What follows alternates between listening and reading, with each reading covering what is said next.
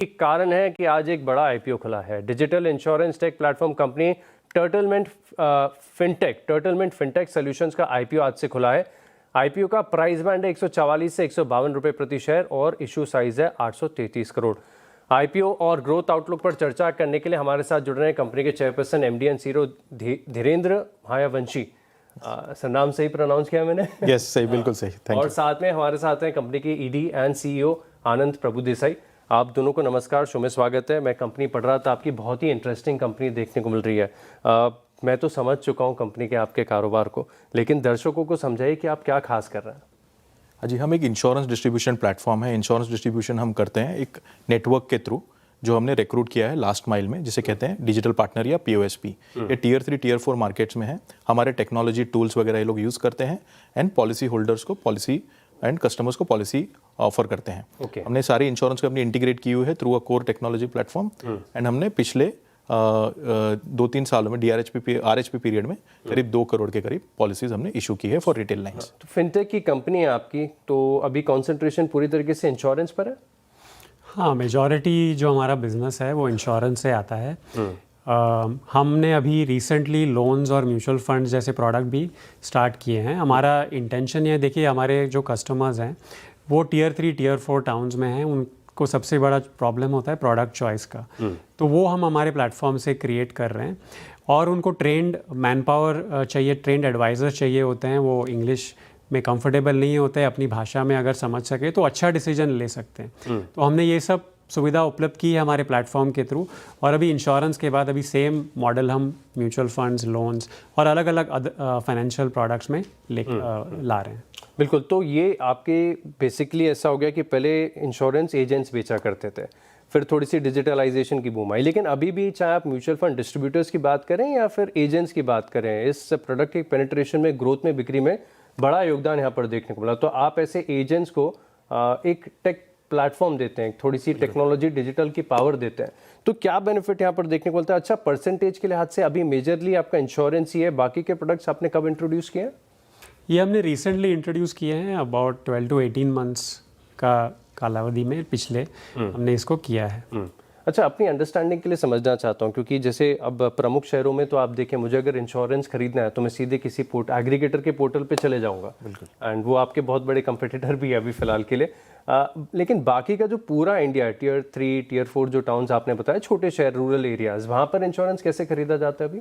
वहाँ पे जो टीयर 3 टीयर 4 में सबसे बड़ी जो प्रॉब्लम है वो अवेयरनेस की है। लोगों को पता नहीं होता है कि इंश्योरेंस पॉलिसी खरीदनी चाहिए, जो इंटेंट होता है पॉलिसी खरीदने का वो नहीं होता। तो सबसे पहला काम जो टर्टलमेंट करता है वो अवेयरनेस क्रिएट करता है अपने पीओएसपी नेटवर्क के थ्रू। हमने कुछ smart local language content create किए हुए हैं जो कॉन्स्टेंटली हम मार्केट में पास करते हैं थ्रू हमारे पीओएसपीज। और वो जब डायलॉग जनरेट होता है इंश्योरेंस के ऊपर, उसके बाद पॉलिसीज डिस्ट्रीब्यूट होती हैं उनको।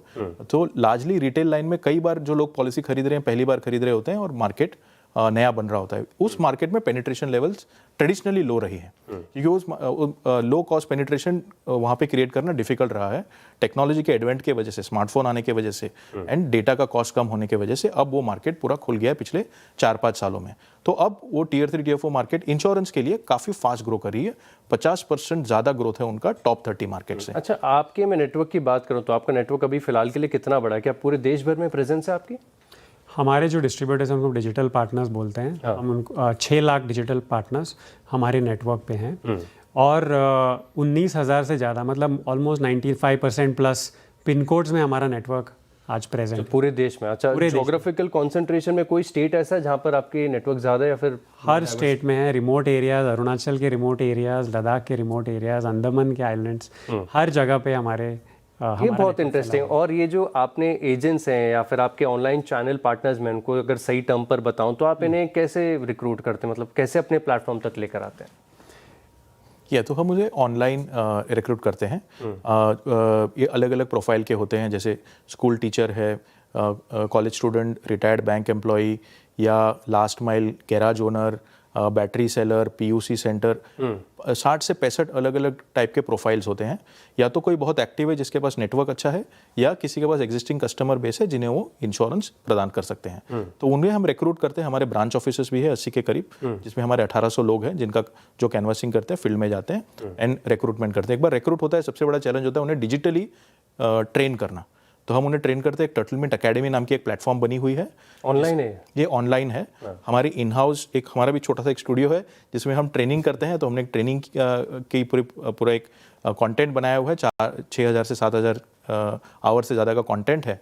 और उस ट्रेनिंग से उन्हें नॉट ओनली इंश्योरेंस का नो हाउ, बट इसके अलावा जैसे आपको कैसे अपने आप को डेवलप करना है, पर्सनालिटी कैसे डेवलप करनी है, बात कैसे करनी है, वो सारे स्किल्स भी हम उन्हें बताते हैं। और एक उन्हें थोड़ा समय लगता है, शुरू में एक आध पॉलिसी वो कर पाते हैं, बट उसके बाद 12 से 18 महीने के बाद में वो धीरे धीरे एक्सपर्ट्स बनने लग जाते हैं। हम एक एक्सपर्ट डेस्क भी उन्हें प्रोवाइड करते हैं जो उन्हें लास्ट माइल सपोर्ट देती है। मोमेंट ऑफ ट्रूथ इंश्योरेंस में क्लेम है, तो हम क्लेम के लिए उन्हें एक सपोर्ट देते हैं हमारे क्लेम डेस्क के थ्रू। तो एनी टाइम कभी भी उनके सोशल नेटवर्क के थ्रू पॉलिसी लाते हैं, कोई भी क्लेम में अगर कोई सपोर्ट चाहिए तो उसमें टर्टलमेंट पूरी तरह से उन्हें सपोर्ट करता है और हेल्प करता है, ताकि डॉक्यूमेंटेशन एंड क्लेम सपोर्ट उनको मिले। तो लास्ट माइल तक का आपका सपोर्ट यहाँ पर बना रहेगा। अच्छा, एक चीज़ है, क्योंकि प्रमुख शहरों में जैसे मुझे अगर इंश्योरेंस खरीदना है अपनी गाड़ी का, तो मैं तो एग्रीगेटर के प्लेटफॉर्म पर चले जाता हूँ और सारे इंश्योरेंस के प्राइजेस में कंपेयर कर लेता हूँ। लेकिन पूरा भारत अभी तक ऑनलाइन नहीं खरीदता, ये बात माननी चाहिए। डिफरेंशिएशन कैसा है? और साथ में जो बीमा रेगुलेटर है, अब वो चाह रहे हैं कि इंश्योरेंस के जो कमीशन होते हैं उसके ऊपर भी थोड़ी सी नकेल लगाई जाए, थोड़े से उसको कर्ब किया जाए, कम किया जाए कमीशन को। इससे आपके बिजनेस पर क्या इम्पैक्ट है? पहला पॉइंट ये है कि 95% जो इंश्योरेंस सेल है वो एडवाइजरी के थ्रू ही होता है। ये कुछ अवेयर कस्टमर्स जो खुद खरीदते हैं 95% इसके थ्रू लेते हैं, और ये सिर्फ ट्रू इंडिया के लिए नहीं, बाकी देशों के लिए भी है। यहाँ पे हम इस मार्केट में हम ऑपरेट करते हैं, उस मार्केट को हम डिजिटाइज करते हैं। Insurance regulations point of view से जो पॉलिसी होल्डर अफोर्डेबिलिटी के डायरेक्शन में जो मूवमेंट है, वो मूवमेंट से ज़्यादा वॉल्यूम्स होते हैं, ज़्यादा पॉलिसीज होती हैं। टर्टलमेंट एक platform low cost distribution platform है, बिकॉज टेक्नोलॉजी लेड है। तो लो कॉस्ट डिस्ट्रीब्यूशन होने के वजह से ये प्लेटफॉर्म पे हम लो कॉस्ट में डिस्ट्रीब्यूट कर पाते हैं, वो हमारा एक यूनिक एडवांटेज है। तो कोई भी रेगुलेटरी मूवमेंट जिससे प्रोडक्ट अफोर्डेबिलिटी बढ़े, उससे पेनिट्रेशन ज़्यादा होगा, उसमें स्ट्रक्चरल ग्रोथ पूरी इंडस्ट्री को आएगी। ये जो रेगुलेशन से पूरी इंडस्ट्री के लिए है, ना कि स्पेसिफिकली टर्टलमेंट के लिए, तो पूरी इंडस्ट्री के लिए आएगी, रीसेट होगा, बट ग्रोथ काफ़ी आएगी, ये हमारा मानना है। बिजनेस तो आपने बहुत बढ़िया बनाया, इंटरेस्टिंग लग रहा है सुनने में कि अब ऑनलाइन से दोबारा से आप डिजिटल पार्टनर्स को सोर्स करके फिर अपना प्रेजेंस लगातार पूरे देश में बढ़ा रहे, बहुत अच्छी बात है। लेकिन पिछले 2 साल के फाइनेंशियल्स में देख रहा था और दोनों साल में घाटा हुआ है। निवेशकों के लिए या फिर अब आपके आईपीओ में जो अप्लाई करना चाहते हैं उनके लिए ये टाइमलाइन बहुत इंपॉर्टेंट होगी कि कैसे कंपनी प्रॉफिटेबल होगी, कब तक होगी, क्या प्लान्स है इसके लिए, इसके बारे में क्या कहना है? टर्टलमेंट एक high growth pre profitability company है। पिछले साल आपने देखा होगा कि अभी रिजल्ट्स भी आए हैं 9 मंथ के आरएचपी में, तो काफ़ी हाई ग्रोथ है। दूसरा, हम एक की केपीआई मेजर करते हैं जिसे बोलते हैं सर्विस एबिटा। उस सर्विस एबिटा में रेवेन्यू माइनस बाकी के सारे जो कॉस्ट है, सेल्स इंक्लूडेड, कमीशन कॉस्ट के बाद सर्विस एबिटा मेजर करते हैं। वो -11% से +11% की मूवमेंट है। उसके नीचे जो कॉस्ट है फिक्स्ड कॉस्ट है, क्योंकि टेक बन चुका है, प्लेटफॉर्म बन चुका है, वो फिक्स्ड कॉस्ट सेम रहा है 3-4 सालों से, और as a percentage of revenue वो ड्रॉप हो रहा है। तो बहुत ज़्यादा ऑपरेटिंग लेवरेज है बिजनेस में, क्योंकि प्लेटफॉर्म बन चुका है। तो EBITDA as a percentage of revenue, जैसे नेगेटिव -54 था, -54, -24, -15 पे अभी पहुंचा है। तो प्री प्रॉफिटेबिलिटी पाथ पर है, हाई ग्रोथ है। तो वो जो बेनिफिट्स है ऑपरेटिंग लेवरेज के, वो आएंगे। बिल्कुल, ऑपरेटिंग लेवरेज के बेनिफिट्स यहाँ पर देखने को मिल सकते हैं। आप दोनों को बहुत बहुत धन्यवाद हमारे साथ जुड़ने के लिए, और आईपीओ के लिए best wishes. Thank you so much. Thank you. चलिए इसी के साथ